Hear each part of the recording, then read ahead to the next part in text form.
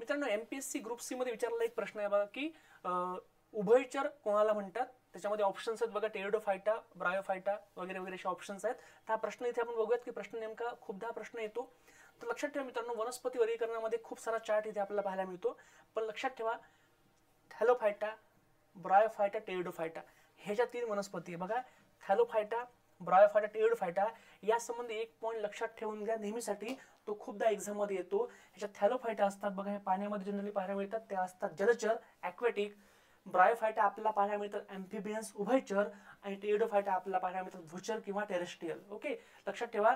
जर तुम्हाला असा प्रश्न विचारला, सगळ्यात पहिल्या जलचर कुठल्या, थॅलोफायटा, सगळ्यात पहिल्या उभयचर ब्रायोफायटा, सगळ्यात पहिल्या भूचर टेरिडोफायटा. क्लिअर आहे.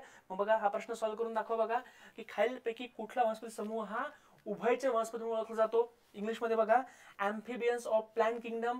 तर एक सिंपल भाषेमध्ये बघा, थॅलोफायटा जलचर, ब्रायोफायटा उभयचर, टेरिडोफायटा भूचर. मग उत्तर काय येईल बघा, उत्तर सिंपल आहे. उभयचर कोण असलं पाहिजे, तर ते आहे बघा आपले ब्रायोफाइट्स किंवा ब्रायोफायटा. ओके, अशाच सगळ्या महत्त्वाच्या माहितीसाठी नक्की आपल्या चॅनलला फॉलो करा. Science by Rahul Deshmukh.